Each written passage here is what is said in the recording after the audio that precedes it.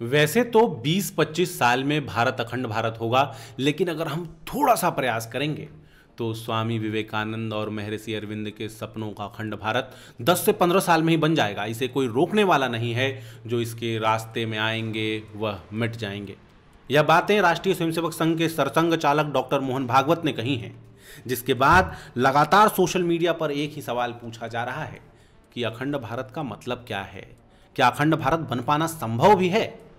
इस बयान में सिर्फ इतना सा हिस्सा आया है। इस बयान में मोहन भागवत ने यह नहीं बताया कि अखंड भारत है क्या, लेकिन इससे पहले एक कार्यक्रम में मोहन भागवत इस विषय की विस्तार में चर्चा कर चुके हैं। तो आइए आपको सुनाते हैं कि जब मोहन भागवत अखंड भारत की बात कर रहे हैं तो उनका मतलब क्या है और आखिर उन्हें क्यों लगता है कि भारत 15 से 20 सालों में अखंड हो। हमारी दृष्टि से नहीं, केवल वास्तविकता को देखेंगे तो अनेक महापुरुषों का ये अनुभूत सत्य है। हमारी भारत माता, यह जो हमारा अखंड भारत देश है,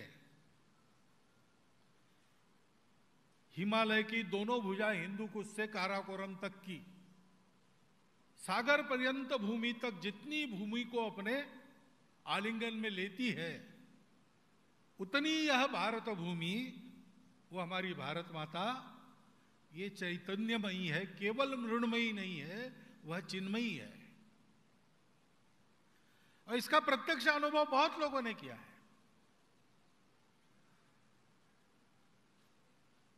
करके बताया है, उन्होंने बताया है जिनका ऐसी बातें बताने का अधिकार था।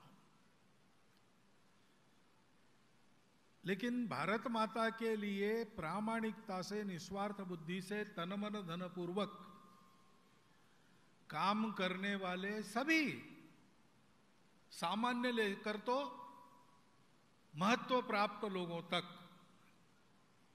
कीर्ति की दृष्टि से नहीं, योग्यता की दृष्टि से महत्व प्राप्त लोगों तक सबको इसका अनुभव होता है।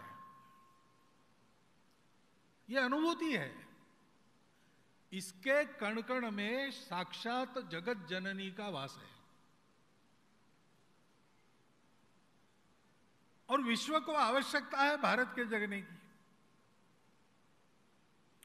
जिन समस्याओं से विश्व जूझ रहा है, 2000 वर्षों से जूझ रहा है, 2000 वर्षों से उसने इन सारी समस्याओं को पाट कर संपूर्ण मानव जाति सुख शांति युक्त हो, निरामय हो, उसके सारे विघ्न आपत्ति संकट दूर हो, इसके तरह तरह के प्रयास कर लिए।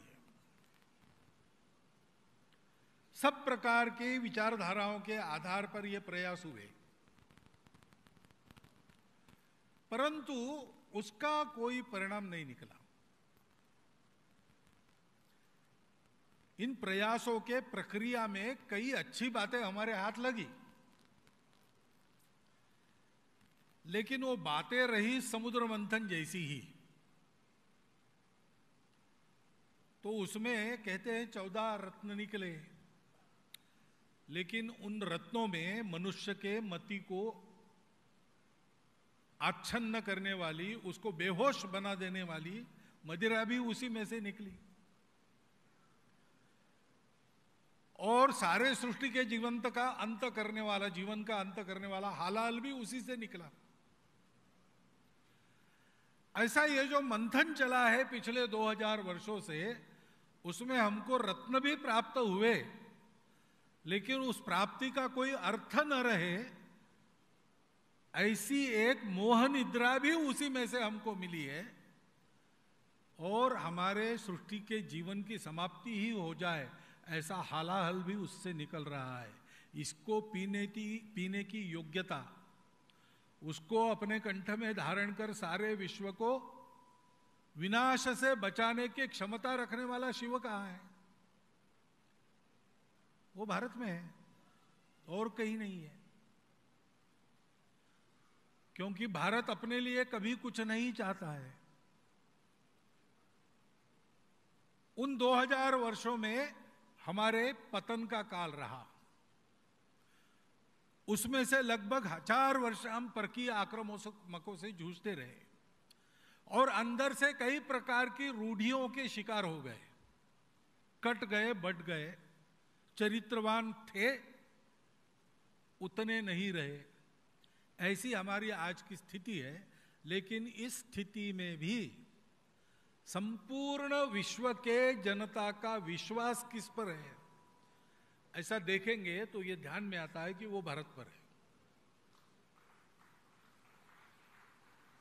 एक मंत्रिमंडल के मंत्री विदेश में गए, एक समिट था, इकोनॉमिक समिट, सारे देश इकट्ठा आते हैं, वहां कई प्रकार के व्यापारिक सौदे होते हैं, संधियां होती है और उसका लाभ लेने के लिए सभी देश वहां पहुंचते हैं।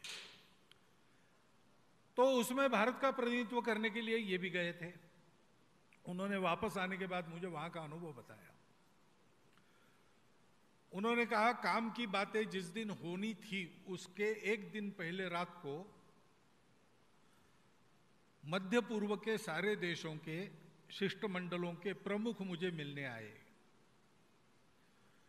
और उन्होंने हमको कहा कि देखिए हमारा भारत पर विश्वास है, बाकी लोगों पर है नहीं। उनके साथ व्यापारिक संधि वगैरह हमको करनी पड़ती है, हम करेंगे भी, लेकिन हम जानते हैं कि ये वचन देंगे और कुछ चतुराई करके अपना वचन पूरा नहीं करेंगे। कुछ हमको देंगे तो उससे दोगुना तिगुना हमसे ले लेंगे। वो हमको ठगते हैं, ये हमको पता है, लेकिन हम कुछ नहीं कर सकते। भारत के बारे में हमारा अनुभव ऐसा है कि भारत ठगता नहीं, जो जितना बोलता है वो उतना पूरा करता है। इसलिए हम सब लोग चाहते हैं कि हमारे सारे संधि भारत के साथ हो जाए, लेकिन आपका टेंडर आप कम करो तो हम आपको दे देंगे, नहीं तो हम दे नहीं सकेंगे।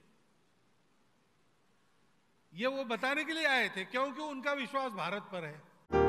लगातार जुड़े रहने के लिए आयुध को सब्सक्राइब जरूर करें।